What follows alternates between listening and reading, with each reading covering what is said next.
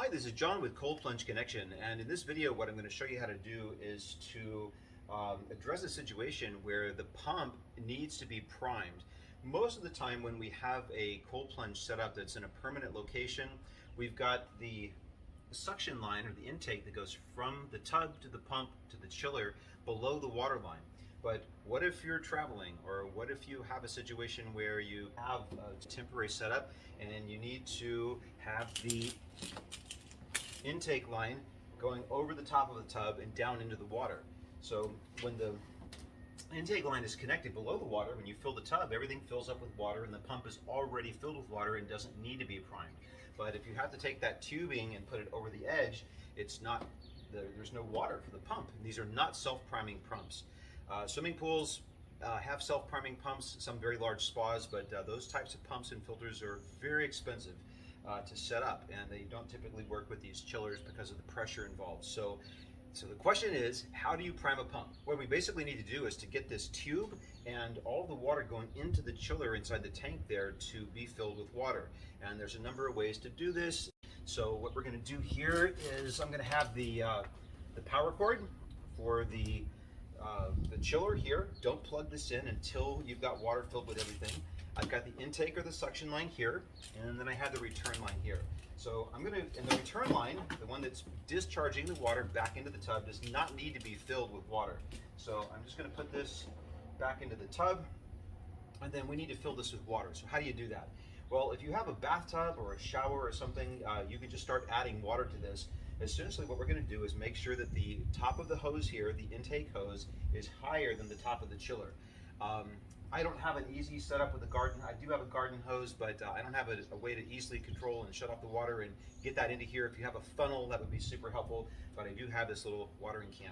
So what I'm going to do is this is going to be a slow process here, and we'll find out together how long this takes. I don't have the specs offhand about how much water it will take to fill this thing up, but what we're going to do is just use this little bit of a, what we're going to do is just use this little watering bucket to fill the hose. And so all this water is going into the tank that's inside the chiller. And what this is doing, you can see there's air bubbles that are coming out of the return hose, and that means that the water that's coming in here is pushing air out, which is good. That's what we want to see. If there's air in there, it's not going to fill up, it's not going to pump the water correctly, and then we can't get the water going. So we see that? Maybe you didn't see that, but the water just bubbled up out of the top. All right, so that's less water than what is in this little watering can. All right, so the water is just now, you see it's overflowing out of the tube, so no more water can go in here. So what we're going to do is I'm going to put my hand over the top of this to create pressure, and then we're going to take the tube and put it over the edge and down into the water. As soon as the tube is in the water, you can release your hand, okay?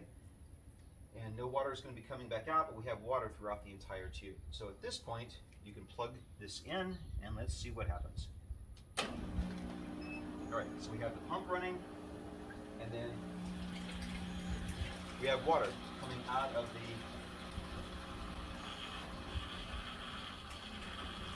return line, okay?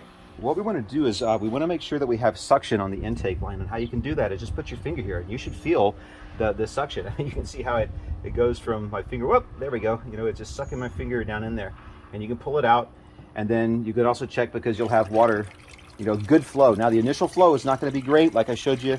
I don't know if you caught on the video, but there was just a tiny bit of water coming out of there. But now we have a good amount of flow coming out of here, and there's a good amount of suction. As long as that intake, the end of that intake hose is underwater, you don't have to keep your hand on it when you turn, before you turn the pump on, but it's going to take just maybe a few seconds for the rest of the air bubbles. There's still going to be air bubbles inside the chiller, and it'll take just maybe a minute or so. But you also heard the difference in the sound between the chillers. So if you listen to the pump now on the chiller, you don't hear any weird noises. In the beginning, it was kind of like it was making some noise in there, but this is nice and quiet, and that's what you want it to be. So as long as you've got water coming out of this return line, you're good to go.